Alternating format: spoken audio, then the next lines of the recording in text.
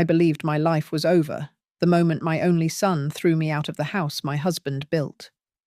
Clutching nothing but a suitcase and a forgotten bank card I found tucked inside an old novel. I felt invisible. But when I tried to buy a $4 coffee, the transaction triggered a silent alarm. The bank called me within seconds, terrified. That piece of plastic held secrets worth millions, and my revenge was just beginning. My name is Eleanor Whitfield. At 65, I thought I knew exactly how the rest of my days would play out here in the quiet town of Coldwater Bend. It was supposed to be a gentle fading away in the Victorian home my husband, Everett, and I had bought 40 years ago, since Everett passed away from a sudden heart attack 3 years back. The silence in the hallways had become my closest companion. He had been a senior manager at North Star Federal Trust, a man of meticulous habits and quiet strength. I missed the smell of his pipe tobacco and the way he would hum while reading the morning paper. I lived a simple, invisible life, believing that my grief was the final chapter. I was wrong. My son, Mason, was the only piece of Everett I had left, but lately, Mason was different. Ever since he married and moved into the city, his visits became transactional, his eyes shifting away from mine. I blamed his wife's influence at first, trying to make excuses for my little boy. But deep down, I knew the cruelty in his voice was his own. The distance between us grew until it felt like a canyon I could no longer bridge. It started on a Tuesday afternoon. It was raining, a grey wash over the garden I had tended for decades. Mason stood in my living room, not even bothering to take off his wet coat, tracking mud onto the carpet. "Mom, we need to talk about your living arrangements," he said, his voice flat and devoid of warmth. I looked up from my knitting, my heart skipping a beat. "What do you mean?" "Mason, I am fine right here. Are you? Look at this place. It is too big for you. You are getting old. Eleanor, you cannot take care of yourself anymore. We think it is best if you move, maybe a state facility." The way he used my first name instead of calling me Mom stung more than the suggestion itself. I stood up, my knees shaking slightly. "I am perfectly capable. Mason, this is my home. Your father built this life for us." "Not anymore," he snapped, the mask of concern slipping to reveal a sneer. "I am selling it. The deed is in the trust, and I control the trust now. Dad did not leave you anything. Mum, not a dime. You have been living on my charity for 3 years. And frankly, I am done paying for a ghost." The lie was so sharp, I physically recoiled. Everett would never have left me destitute. But looking at Mason's cold eyes, I realized arguing was useless. He gave me 2 hours to pack, 2 hours to summarize 40 years of life. My hands shook as I pulled a battered suitcase from the closet. I did not take the silver or the jewelry. I took photos. I took Everett's favorite cardigan. And then I reached for a dusty copy of The Great Gatsby on the nightstand, the book Everett read every summer. As I riffled through the pages, something fell onto the carpet with a soft thud. It was a heavy, matte black bank card. It had no numbers on the front, just the North Star Federal Trust logo and Everett's name embossed in silver. It looked expired, useless, but it smelled like him, like old paper and tobacco. I tucked it into my wallet, a small piece of him to carry into my exile. "Get out," Mason said when I walked downstairs, not even offering to help with my bag. "And do not call us begging for money." I took a bus to the next town over, unable to bear the pitying looks of my neighbours in Coldwater Bend. I found a motel called the Sleepy Pine. It smelled of stale cigarettes and lemon cleaner. The room cost $55 a night. I sat on the lumpy mattress and checked my own bank account on my phone. I had less than $200 to my name. Mason had cut off access to the joint checking account before he even arrived at the house. By the third day, I was hungry. Not the kind of hunger you feel when you miss lunch, but a deep, gnawing panic that settles in your bones. I walked to the diner across the street. I ordered a sandwich and a coffee. When the bill came, it was $12.50. I reached for my debit card, but my hand brushed against the cold, black plastic of Everett's old card instead. I stared at it. It was likely dead, just a piece of scrap plastic. But I was so tired. I was so broken. "Ma'am, you paying?" the waitress asked, popping her gum. I am just checking something," I whispered. On a whim, born of pure exhaustion and a desperate need to feel close to my husband. I handed her Everett's card. "Try this one, please," I said, my voice trembling. She shrugged and swiped it through the machine. I expected a beep. I expected a decline. I expected humiliation. Instead, the machine let out a long, harmonious chime I had never heard before. The screen did not say approved. It flashed a bright green code. "Whoa," the waitress said, looking at the receipt tape that began to print. Not just an inch, but a long, scrolling strip. I have never seen a machine do that before. I did not know it then, standing in that greasy diner with rain lashing against the window. But I had just fired the first shot in a war I did not even know I was fighting. The high from the diner faded the moment I stood at the reception desk of the Sleepy Pine. The manager, a man with grease stains on his shirt, stared at me expectantly. I needed to pay for the week to secure a roof over my head. I swiped my personal debit card, the one connected to the joint account Mason had promised to manage for me. Declined. I tried again. Declined. My chest tightened. Mason had not just kicked me out, he had severed my lifeline. He wanted me to crawl back to him, broken and humiliated. I refused to give him that satisfaction. With a trembling hand, I pulled Everett's black card from my purse. It felt heavier than plastic should.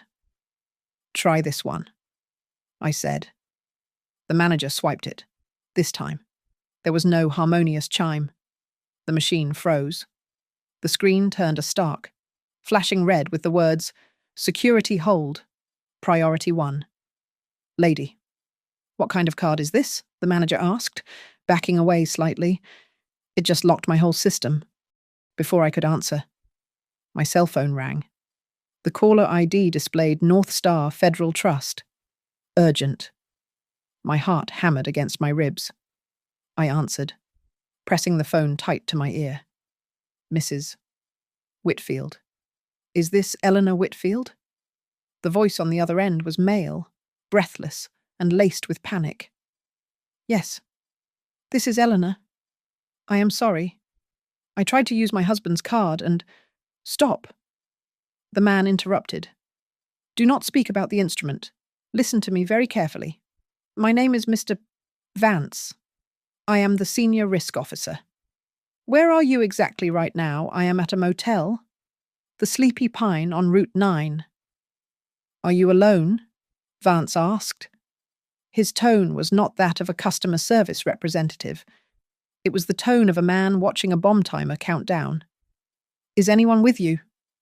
Specifically, is your son, Mason Whitfield, in your immediate vicinity?" I felt a cold shiver crawl down my spine. "No, I am alone." "Why are you asking about Mason?"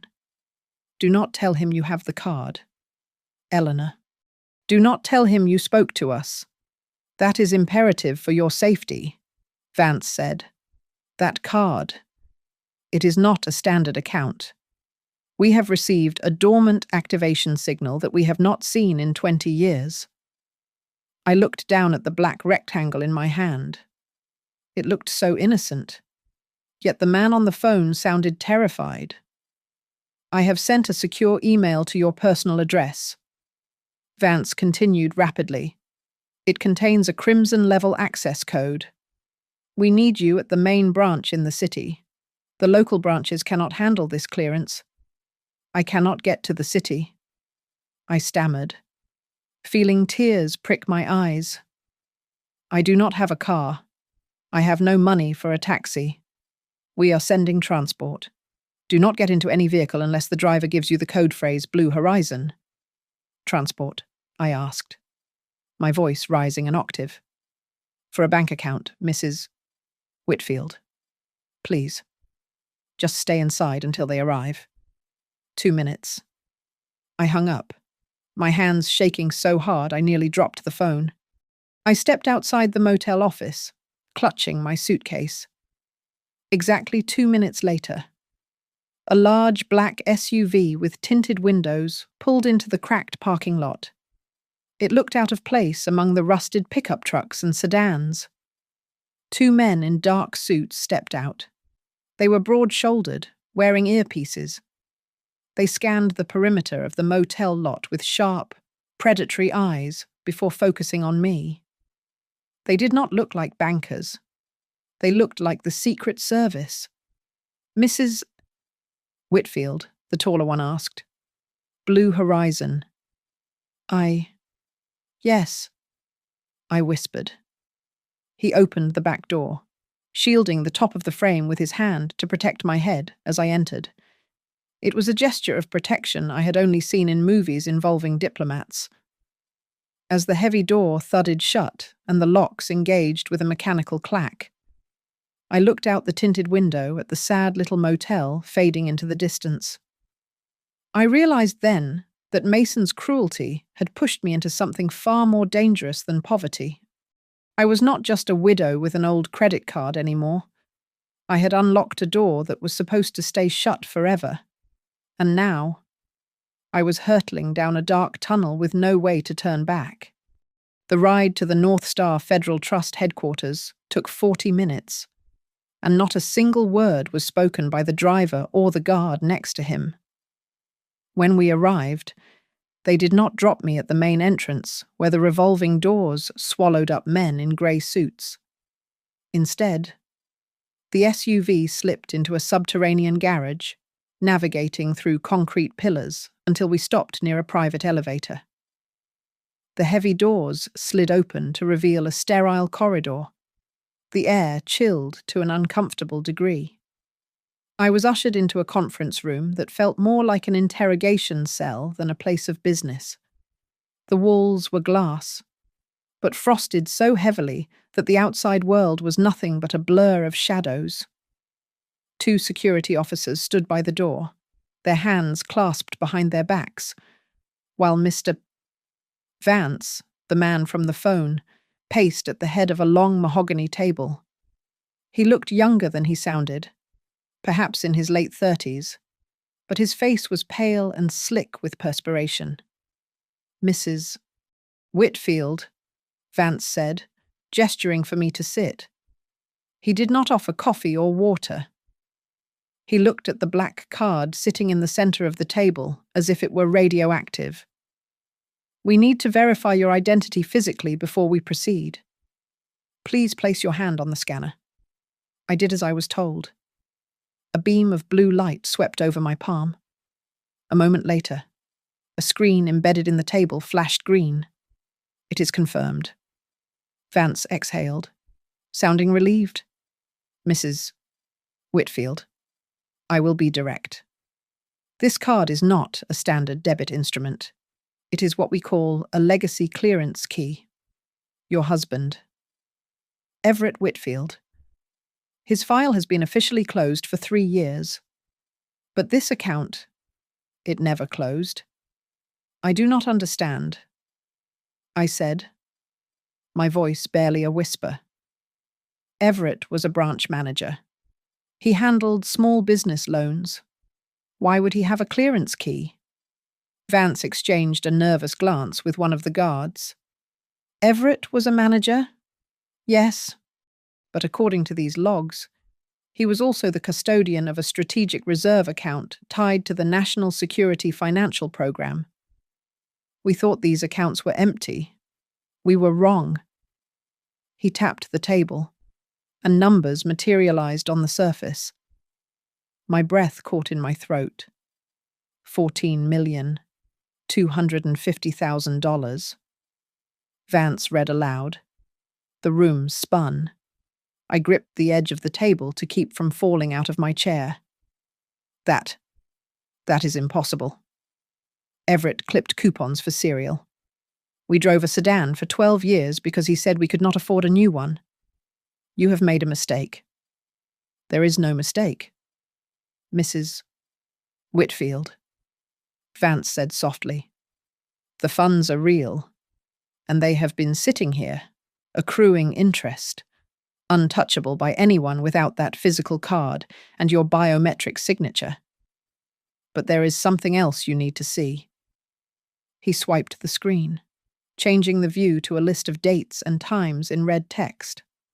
The account is secure now that you are here, Vance said, his voice tightening.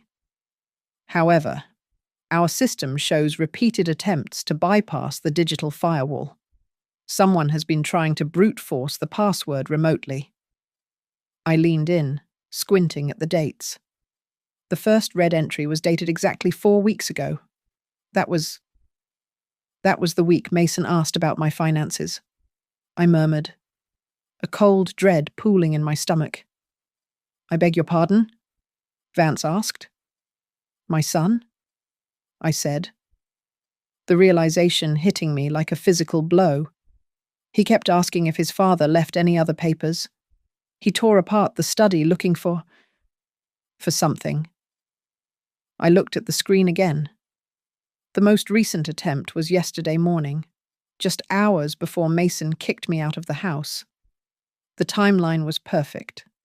Mason knew. He knew there was money, but he did not have the card, and he did not have the biometric access. That was why he was so angry. That was why he called me useless. He was frustrated because he was staring at a vault he could not open. Mrs. Whitfield, Vance said, interrupting my thoughts. If you are the sole beneficiary, we can secure this right now.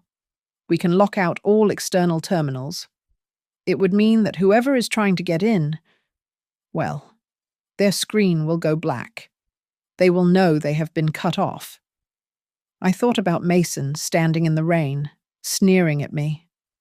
I thought about the mud on his shoes and the way he told me I was a burden he was done paying for. He wanted the money. He had probably been planning this since the day Everett died. I looked up at Vance, my fear evaporating into a cold, hard resolve. Do it, I said. Lock it down. I want to be the only one who holds the key. Vance nodded and typed a command. Done. Access denied to all external IP addresses. Somewhere in the city? I knew Mason was staring at a computer screen that had just denied him everything he coveted. It was a small victory, but as I sat in that cold room surrounded by millions of dollars I never knew existed, I felt the first stirrings of a power I had not felt in years. This was just the beginning. As the initial shock of the account balance began to recede, a heavier, darker realization settled over me in that airless conference room.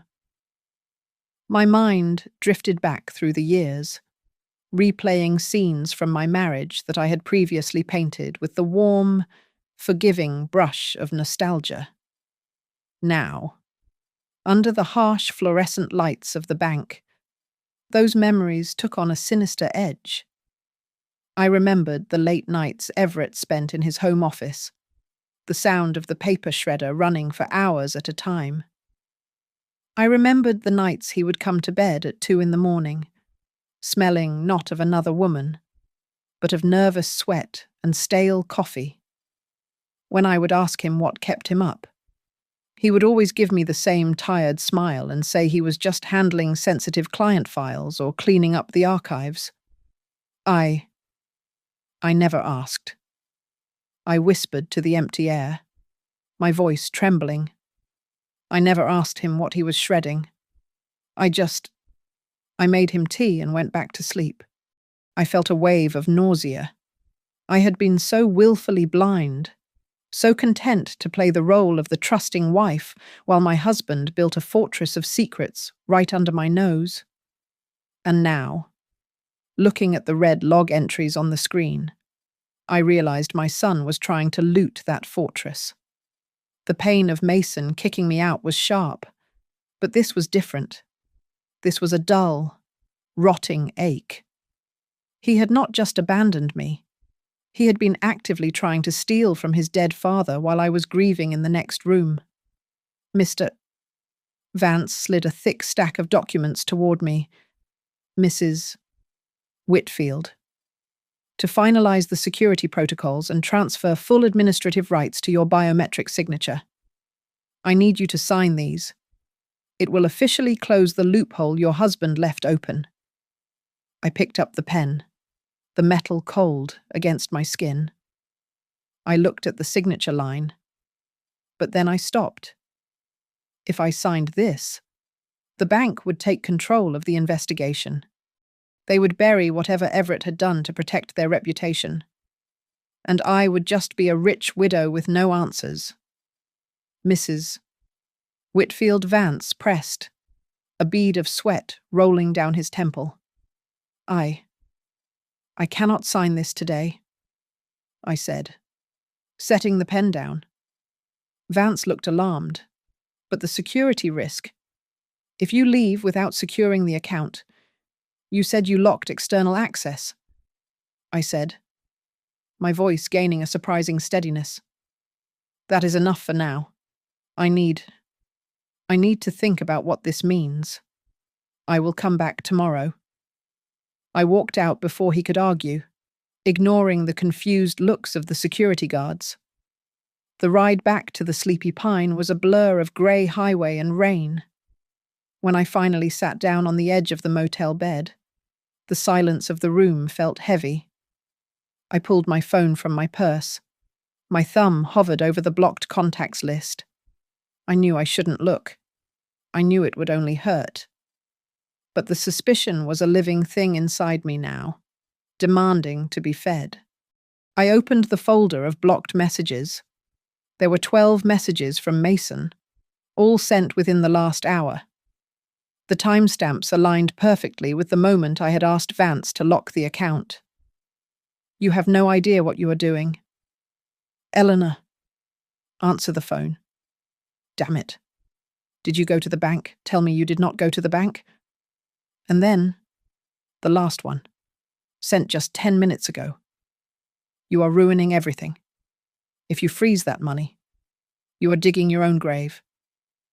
I stared at the screen, my blood turning to ice. He didn't ask if there was money. He didn't ask why I was at the bank. He knew.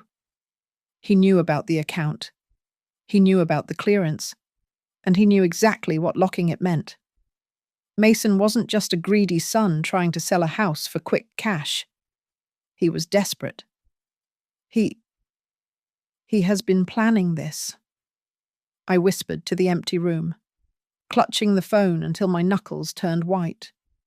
He kicked me out to get to the computer, to get to the files. A terrifying clarity washed over me. Mason hadn't evicted me because I was a burden.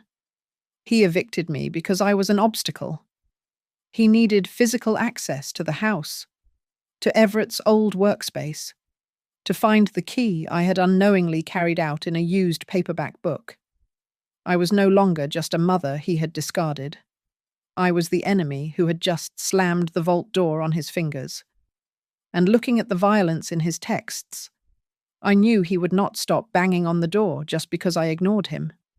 I knew I could not fight this war alone, especially not against a bank that operated in the shadows and a son who had become a stranger. I hired Lydia Morgan, a forensic accountant and attorney known for shredding corporate veils. She was expensive, costing me $500 an hour. But for the first time in my life, money was not an object. We met in a secure office she rented downtown, far away from the prying eyes of North Star. Lydia wasted no time. She plugged a drive containing the data Vance had given me into her rugged laptop.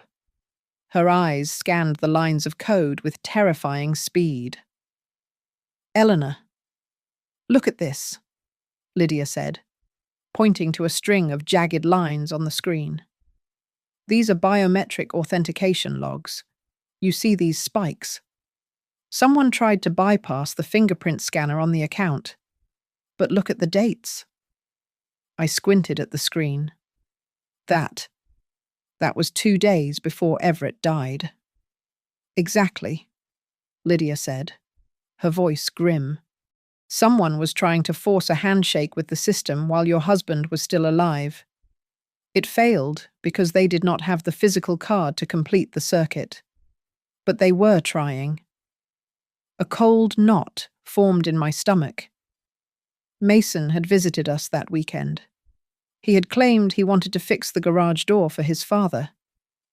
"We need to track his movements," Lydia said. Using public records and a private investigator she kept on retainer, we pulled Mason's location history for the last month. The dots on the map painted a damning picture. Mason had not been at work. He had been at the North Star main branch 4 times in the last 3 weeks. We managed to contact a retired security guard named Mr. Henderson, who used to work the front desk at North Star. When Lydia showed him Mason's picture, the old man nodded immediately. "Oh, I remember him," Henderson said over the phone, his voice crackling. "Pushy kid. He kept coming around asking about legacy protocols and secondary account access. I told him to get lost. But he offered me $1,000 just to tell him who the account manager was. I threatened to call the cops, and he bolted. He was desperate." I whispered. Why was he so desperate? Lydia found the answer an hour later. She pulled up a credit report that made my blood run cold. Mason was drowning. He had taken out 7 high-interest loans from predatory lenders, totaling over $300,000.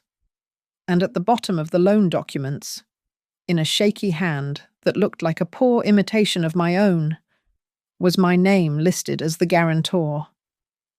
"He forged your signature," Lydia said, slamming the file shut. "He was gambling on Everett's money to pay off these sharks before they broke his legs. And when he couldn't get the money, he decided to liquidate you." But the horror did not stop there. Lydia's investigation into Mason's recent sales on online marketplaces revealed something even worse.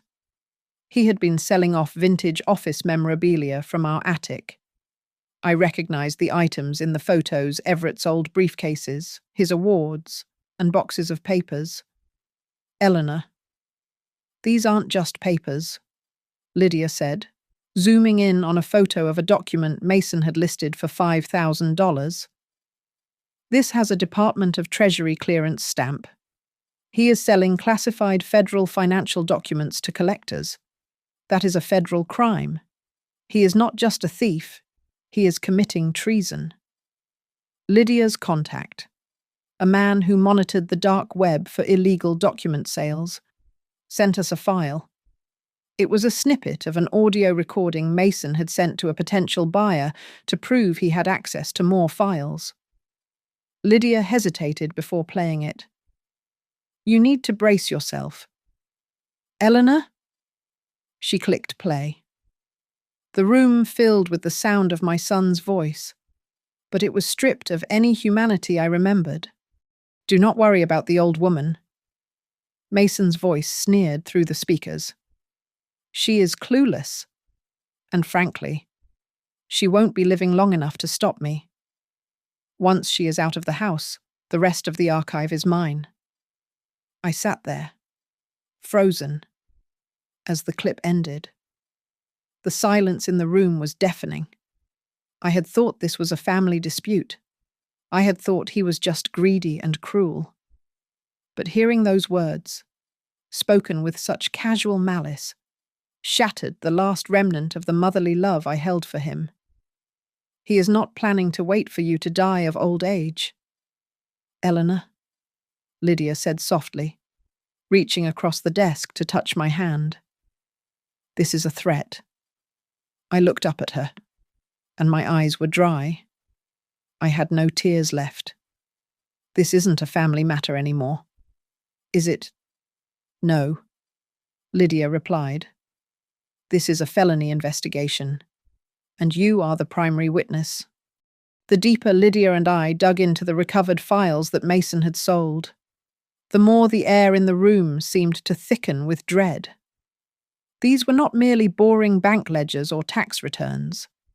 These were detailed records of off-book transactions involving council members and high-ranking North Star executives. Everett had not just been managing money. He had been sitting on a mountain of blackmail material. This is why he was so paranoid, I said, staring at a document that linked a local judge to a shell company in the Caymans.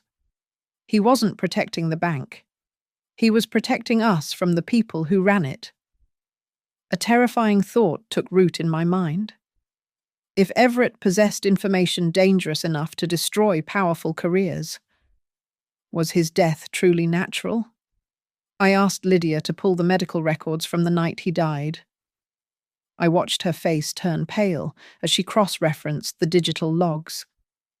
Eleanor, look at the telemetry data from his heart monitor, Lydia said, her voice tight. The timestamp here. It jumps. There is a gap of 18 minutes where the data is just missing. And right here, on the toxicology report, the file size is different from the standard template. Someone edited this file after it was uploaded. You mean, someone killed him? I asked, my hand covering my mouth as a sob threatened to escape.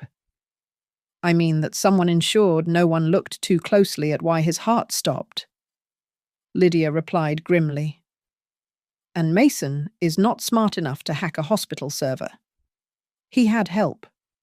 Someone on the inside wanted Everett gone just as much as Mason wanted the money. I needed confirmation.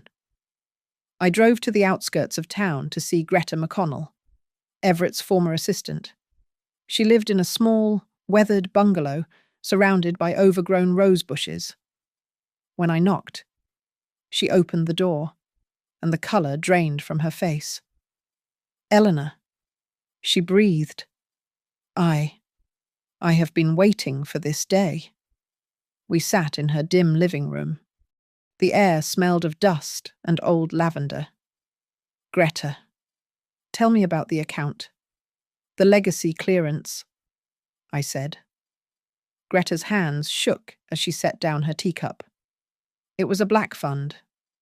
Eleanor, an internal fraud scheme that Everett stumbled upon 20 years ago. The executives were skimming millions. Everett couldn't go to the police without risking your safety, so he did the only thing he could. He moved the money. He hijacked their own hidden account and locked it behind a biometric wall that only he could open. It was his leverage to keep them from hurting you. He never told me. I whispered. He wanted to keep you innocent, Greta said. Then, her expression darkened. But your son, he is not innocent. What do you mean Mason came here? Greta revealed, her voice trembling with anger. About 6 months ago, he did not come to ask about his father. He cornered me in the kitchen. He screamed at me, demanding to know where the backup codes were. He said, the old man is sitting on a gold mine and is too stupid to spend it. He hurt my arm. Eleanor. I had to threaten to call the sheriff to get him to leave. I felt a cold rage settle over me, freezing the tears that had been threatening to fall. Mason knew. He had known about the money while Everett was still alive. He had harassed an old woman and likely tormented his own father in his final days. He knew everything, I said, my voice steady and hard. He wasn't just a disappointed son. He was a predator waiting for his prey to die. I stood up, smoothing down my skirt. The grief that had paralyzed me since the funeral was gone. In its place was a sharp, dangerous clarity. Mason thought he was playing a game against a helpless old widow. He had no idea that he had just armed me with the very weapon he was trying to steal. "Thank you, Greta," I said, walking to the door. "You won't have to be afraid of him anymore." "What are you going to do?" Eleanor Greta asked, clutching her shawl. I looked back at her, and for the first time in years, I felt like the woman Everett had fallen in love with, fierce, capable, and unyielding. "I am going to finish what my husband started," I said. "And I am going to make sure Mason pays for every single sin." The transition from victim to hunter was not easy, but Lydia guided me through every step. We needed a confession, and we needed it on tape. We decided to bait the trap with the one thing Mason could not resist: total surrender. I sat in Lydia's office, my phone in my hand, my thumb hovering over Mason's name. My heart was pounding, but my hands were steady. I typed the message we had rehearsed. "Mason, you were right. I am too old for this. I do not understand what this bank account is, and I am scared. I want to sign everything over to you and go back to the house. Please, just help me." I pressed send. It took less than 30 seconds for the phone to ring. I let it go to voicemail, as planned. Then, a text came through. "I knew you would come to your senses. Mum, meet me at the Oak Room in an hour. We can fix this." The Oak Room was a quiet, upscale restaurant on the edge of town, neutral ground. Or so he thought. Lydia taped a small, high-fidelity recording device to the inside of my jacket, right behind my brooch. "Remember, Eleanor," Lydia said, adjusting the collar of my blouse to hide the wire. "Let him talk. Silence is your best weapon. He is arrogant, and arrogance makes people sloppy." When I walked into the restaurant, Mason was already there. He was sitting in a corner booth, wearing a suit that looked expensive but fit him poorly, as if he had lost weight recently. When he saw me, he stood up, plastering a concerned smile on his face that did not reach his eyes. "Mom," he said, pulling out my chair, "you look tired.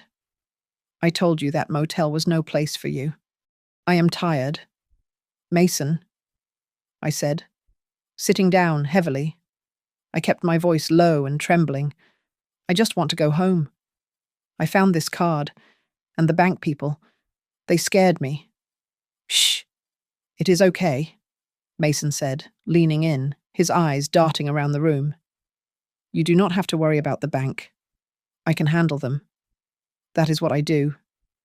Dad left a mess. Didn't he?" "He did." I sighed. "I do not understand why he had so much money hidden away. It does not make sense." Mason took a sip of his water, his hand shaking slightly. "Dad was involved in complicated things. Mom, things you would not understand. Honestly, it is a miracle he kept it hidden this long. I tried to find the paperwork for weeks before before the end." I froze, careful not to break character. "You were looking for the paperwork before he died?" Mason's eyes widened for a fraction of a second, realizing his slip. He quickly recovered. "I mean, I sensed he was stressed. I wanted to help him organize his estate. I went to his office a few times to look for his will. That is all. He seemed so healthy. I whispered, staring at the tablecloth. The heart attack. It was so sudden. Mason's expression hardened. He reached across the table and covered my hand with his. His palm was cold and clammy. "Mum, listen to me," he said, his voice dropping to a harsh whisper. Dad's heart was a ticking time bomb, just like this situation. If you keep poking around that account, asking questions, accidents happen. Stress kills people. You do not want to end up like him. Do you?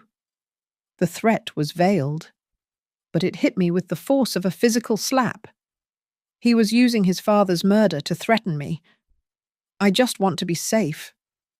I stammered, pulling my hand away. "Then sign this," Mason said, sliding a document across the table. It was a durable power of attorney, granting him full control over all my assets, present and future. "Sign this, and I will take care of the bank. You can go back to the house. I will even hire a nurse for you." I looked at the paper. It was his confession in legal form. He was trying to seize the very funds he had killed for. I need a pen," I said, patting my pockets. He handed me a gold pen, Everett's gold pen. I recognized the engraving on the cap. A surge of nausea rolled through me, but I forced myself to take it. I pretended to read the document, stalling for time. "Mason," I asked softly, "if I sign this, will you promise me one thing? Did Dad suffer?" Mason let out a short, impatient breath. "No, he didn't suffer. It was quick. 1 minute he was fine. The next, gone. Just like that. Now sign. Mum, we don't have all day." The way he said it was quick with such certainty. Such clinical detachment sealed it. He had been there, or he knew exactly how it happened. I lowered the pen. "I cannot sign this here. Mason, my hands are shaking too much. Let me take it to the notary tomorrow. I promise." Mason's face contorted with rage for a split second before he smoothed it over. "Fine. Tomorrow morning. First thing. Do not make me come find you. Eleanor, I am doing this for your own good." I stood up, clutching my purse where the recorder was still humming, capturing every word. "I know. Son. I know exactly what you are doing." I walked out of the restaurant without looking back. My legs felt like lead, but my spirit was soaring. I had walked into the lion's den and walked out with his teeth. Mason thought he had won. He had no idea he had just handed me the keys to his prison cell. The morning after our tense dinner, I sat in Lydia's car, my hands resting on my lap to stop them from trembling. We were parked 2 blocks away from a rented meeting space in the business district, a neutral ground I had selected carefully. It was time to spring the trap. I picked up my phone and typed the message we had scripted, word for word. "Mason, I am exhausted. I cannot fight the bank or you anymore. I want to return Everett's assets to the person who deserves them. Meet me at the darker conference room on 4th Street. I will sign whatever you want." I pressed send. The response came less than 1 minute later. "I am on my way. Mum, you are making the right choice." Lydia adjusted the collar of my coat. Hidden beneath the thick wool was a wire, far more sophisticated than the one I had worn at the restaurant. This one would transmit directly to her laptop, where she would be recording every syllable from the adjacent room. "Remember, Eleanor," Lydia said, her voice steel. He thinks he has won. Let him gloat. Men like Mason cannot help but brag when they think they are untouchable. I walked into the conference room 10 minutes later. Mason was already there, pacing the floor. When he saw me, his entire demeanor shifted. The aggressive predator from the restaurant was gone, replaced by a doting, concerned son. It was a performance that made my stomach turn. "Mum," he said, rushing over to guide me to a chair. "I am so glad you called. I was up all night worrying about you. I just want it to be over." "Mason," I said, pitching my voice to sound thin and defeated, "I do not understand these accounts. I do not want to go to prison for spending money that isn't mine." "You won't go to prison," Mason assured me, sitting opposite me and sliding the power of attorney documents across the polished table. "I will handle the legal side. I just need you to authorize the transfer. Dad. He never should have put this burden on you." I looked at the papers, feigning hesitation. He was always so secretive. I never even had a key to his home office. "Did you know he kept it locked, even when he was inside?" Mason let out a scoff, his mask slipping just a fraction. "Oh, I know. He thought he was so clever with those locks, but he wasn't." I looked up, widening my eyes. "What do you mean?" Mason leaned back, a smug grin spreading across his face. He felt safe. He felt victorious. "I didn't need a key. Mum, about a week before he died, I picked the lock on the side door. I went through his filing cabinets while you were at the grocery store. I knew he was hiding the ledger. I turned that room upside down. My heart hammered against my ribs. He had just confessed to breaking and entering. You broke into the house?" I asked, my voice trembling. "I had to," Mason snapped, his patience fraying at my judgment. "He was hoarding millions. Mom, millions that belonged to us. I found his notes. I found the account numbers. But I couldn't find that damn card. If I had found it then, none of this would be happening. But the stress," I whispered. "If he knew someone had been in his office." "He knew," Mason said coldly. "I told him. I told him I knew about the fund the night before he died. I told him I would expose him if he didn't cut me in. I felt the blood drain from my face." "You threatened him, Mason." His heart was weak. Mason shrugged, a gesture so callous it took my breath away. "He brought it on himself. He brought it on himself." He got so worked up, clutching his chest. Frankly, it was pathetic. He deserved what he got for holding out on his own family. I stared at my son, seeing a monster. "He was your father. He was an obstacle." Mason spat out, leaning over the table, his eyes dark and intense. "And right now, Eleanor, you are becoming one too. You know, if you were to just disappear, go to a nursing home in Florida and never speak to the bank again, things would be so much easier for everyone." "Disappear?" I repeated.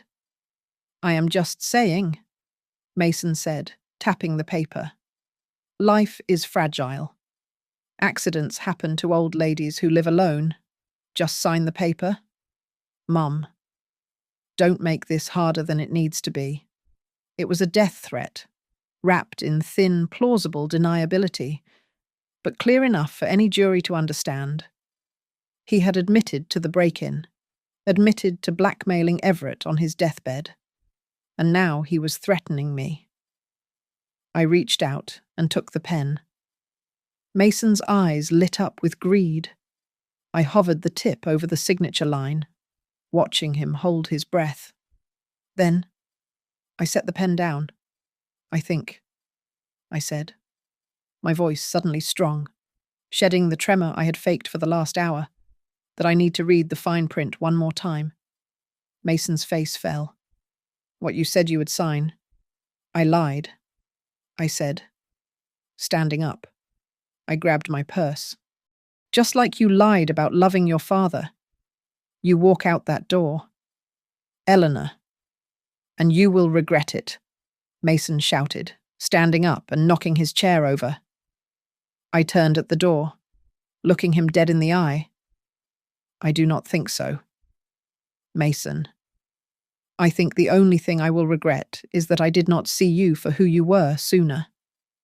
I walked out into the hallway where Lydia was waiting, her face grim but satisfied. She held up the recording device. We got him, she whispered. We have everything. As the heavy door of the conference room clicked shut behind us, the muffled sound of Mason screaming an obscenity echoed into the hallway. It was followed by the crash of a chair being thrown against the wall. A week ago, that sound would have made me turn back, driven by a mother's instinct to soothe her child. Now, it only made me walk faster. Lydia guided me toward the elevator, her grip firm on my elbow. We did not speak until the metal doors slid closed, sealing us in a quiet, sterile box. Did we get it? I asked. My voice barely audible over the hum of the elevator machinery, did the microphone pick up his whisper. Lydia pulled the small device from her pocket and checked the levels on the screen. Crystal clear. Every word. The threat. The admission of breaking and entering. The blackmail. And that comment about your husband deserving it. That is the nail in the coffin. Eleanor. I leaned against the cool metal wall, closing my eyes. I felt a wave of exhaustion crash over me, heavy and suffocating.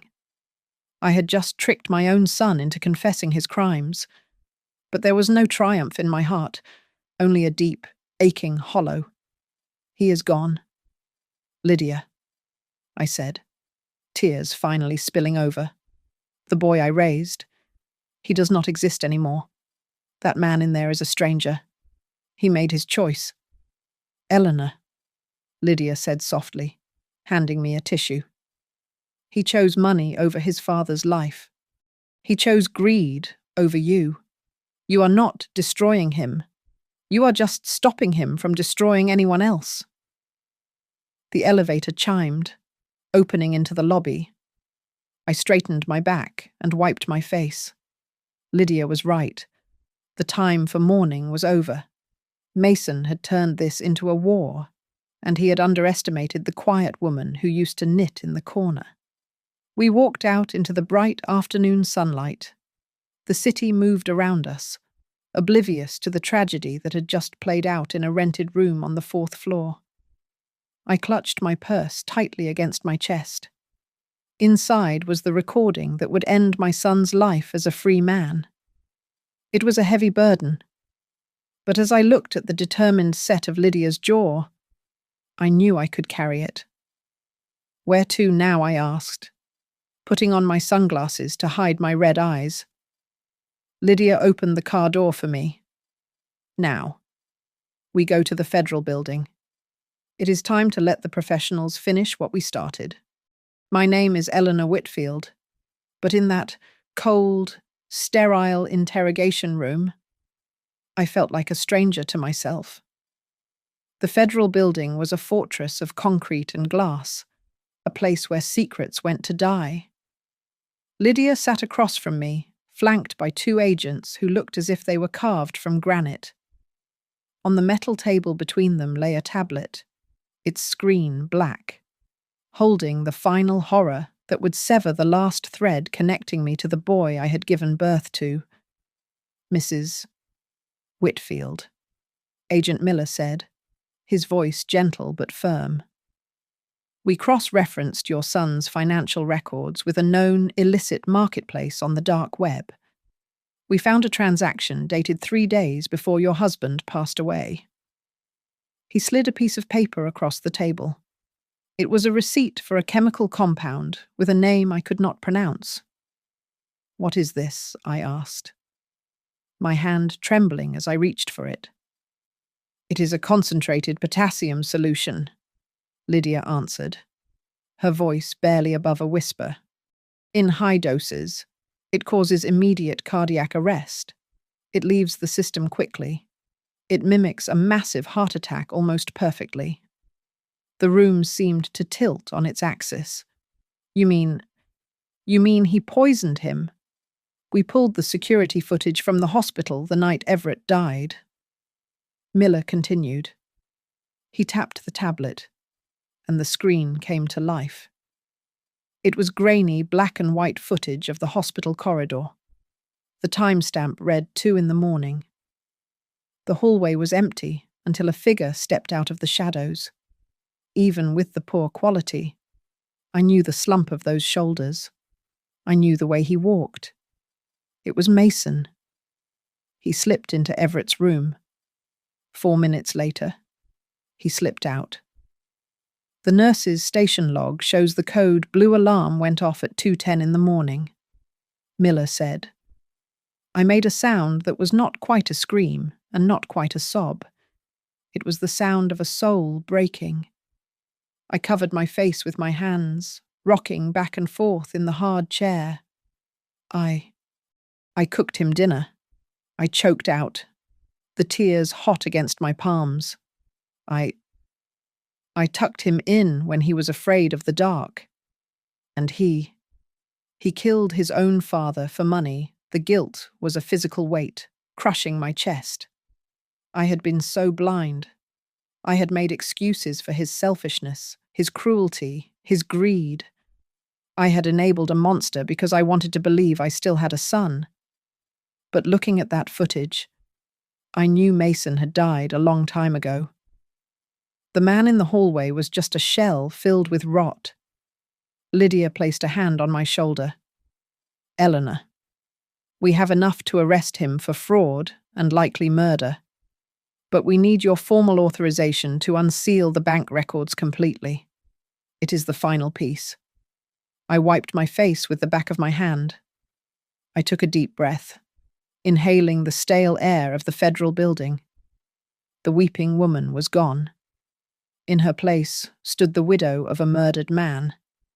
Give me the pen, I said. I signed the affidavit with a steady hand.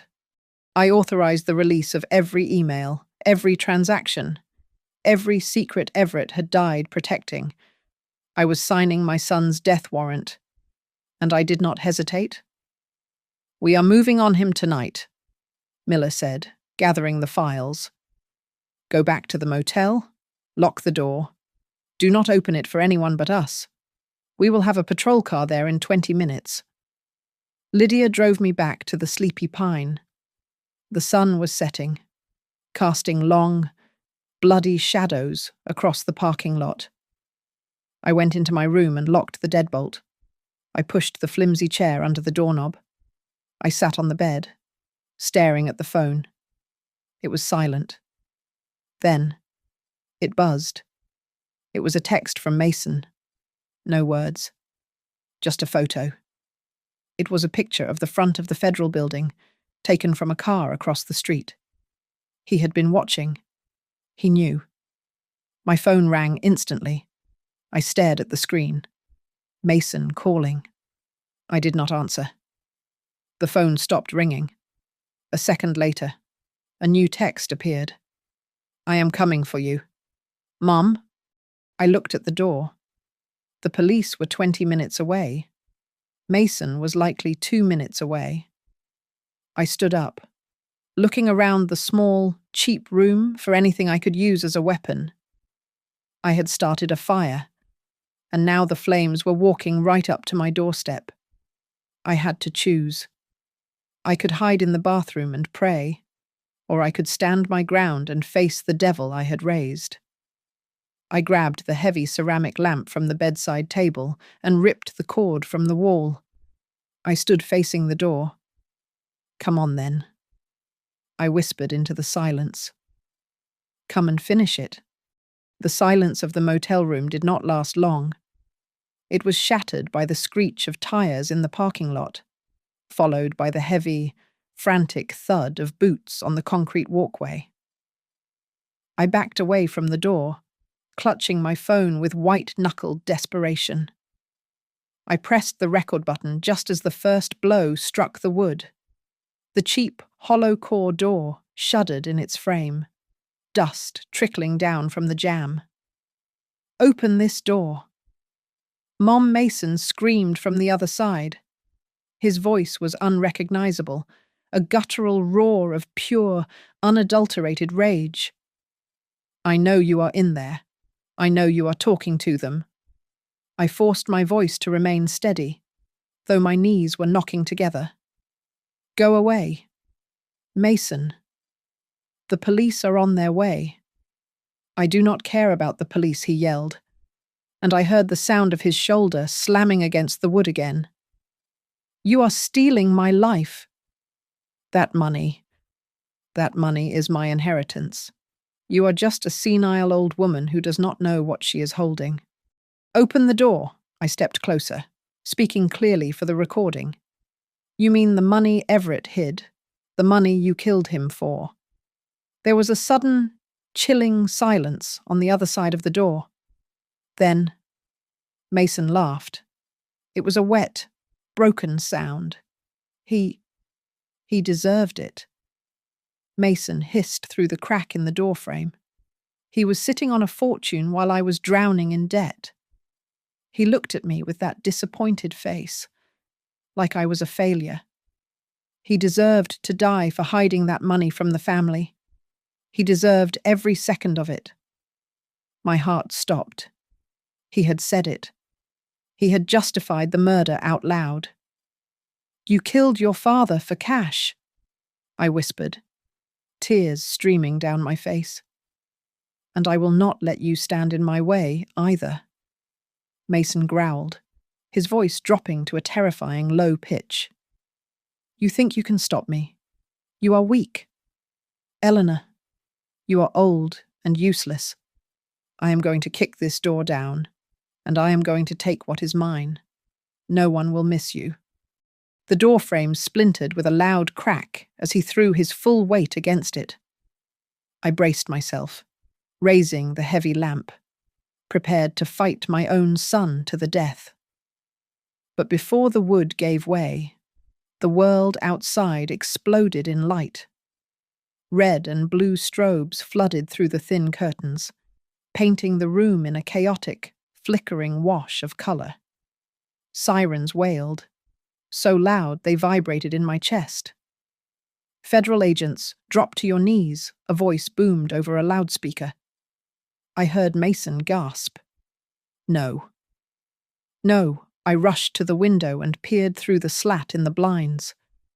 Mason was backing away from my door, his face a mask of sheer terror. He looked wildly toward the stairs, then toward the parking lot where armored vehicles had blocked the exit. Panic took over. He turned and sprinted toward the stairwell. "Stop, federal agents." Mason did not stop. He scrambled up the first 2 steps, but 3 agents in tactical gear swarmed him from the landing above. They tackled him hard, slamming him against the concrete railing. "Get off me. It is my money. It is mine." Mason screamed, thrashing like a trapped animal. I watched as they wrenched his arms behind his back. The click of the handcuffs was audible even over the sirens. They hauled him to his feet, his face pressed against the rough stucco wall. He looked up, and for a split second, his eyes met mine through the window. There was no remorse in them, only hate. I let out a breath I felt I had been holding for 3 years. It was over. The monster was in a cage. My legs finally gave out, and I sank onto the edge of the bed, sobbing with a mixture of grief and immense relief. The nightmare was finished, or so I thought. As the adrenaline faded, I stood up to unlock the door for Agent Miller. I walked across the carpet, my eyes downcast. That was when I saw it, lying on the floor, having been slid silently under the door during the chaos, was a thick, cream-colored envelope. It was not from the bank. It was not from the police. I bent down and picked it up. My name was handwritten on the front in ink that had faded slightly with time. I recognized the handwriting immediately. It was elegant, slanted, and familiar. It was Everett's handwriting. My hands shook violently as I tore open the seal. I thought the war was over. But as I pulled out the letter inside, I realized that Mason's arrest was not the end of the story. It was merely the prologue to a truth so dark that Everett had to die to keep it buried. I sat on the edge of the motel bed, the blue and red lights of the police cruisers still flashing against the peeling wallpaper. My hands trembled as I unfolded the papers inside the cream envelope. It was a last will and testament, legally notarized and dated just 2 weeks before Everett died. But it was the handwritten letter clipped to the front that stole the breath from my lungs. My dearest Eleanor. The letter began in his familiar, slanting script. If you are reading this, then my worst fears have come true. I am gone, and our son has shown you his true face. I read on, tears blurring my vision. Everett explained everything. He had discovered Mason's embezzlement schemes years ago.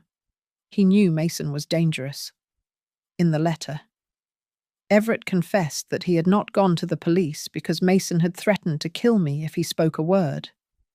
Mason had held me hostage without me even knowing it. I could not risk you.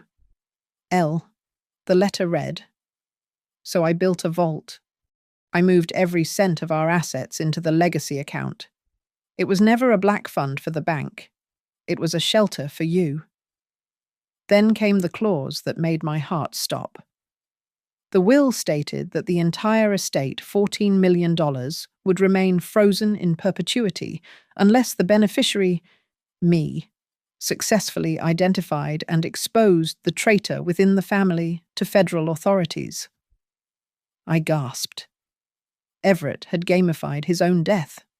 He knew he could not stop Mason while he was alive, so he set a trap that would spring only after he was gone. The black card was not left in The Great Gatsby by accident. He knew it was the one book I would turn to for comfort.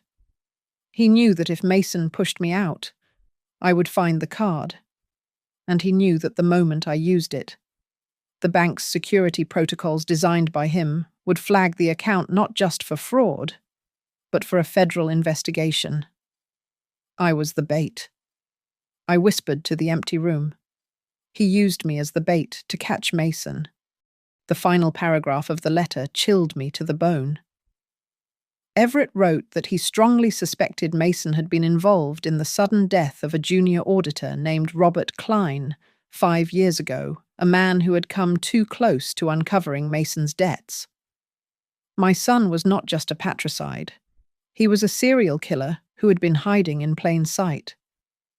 The next morning, I walked into the North Star Federal Trust main branch. I was no longer the confused, frightened widow in a rain-soaked coat. I was wearing my best suit. I marched past the security guards and into the executive suite. I placed the letter and the will on the desk of the bank president. My husband left specific instructions, I said, my voice ringing with steel. The condition has been met. The traitor is in federal custody. Release the funds. The transfer took less than an hour. $14,250,000. I did not buy a mansion. I did not buy a yacht. I bought the house back from the state seizure list, just to have the pleasure of selling it on my own terms. Then, I took the rest of the money and established the Whitfield Foundation. We provide top-tier legal defense and emergency housing for elderly women who have been financially exploited or abused by their own children. Every time a woman walks free from a toxic family because of Everett's money, it is another blow against Mason. Mason is currently serving 2 consecutive life sentences without the possibility of parole. He writes to me sometimes, begging for money for the commissary. I return his letters unopened. I walked out of the bank that day, stepping into the bright, blinding sunshine of a new life. I had lost my husband and my son, but I had found something I thought was gone forever. I had found Eleanor Whitfield, and she was unstoppable. Thank you so much for listening to my story. It was a painful journey, but sharing it with you makes me feel like justice has truly been served. I would love to know where you are tuning in from today. Drop a comment below and let's get a conversation going. If you enjoyed this story, please make sure to subscribe to the channel Grandma's Family Diary, hit that like button, and smash the hype button so this video can reach more people who might need to hear this message. Stay strong and protect your heart.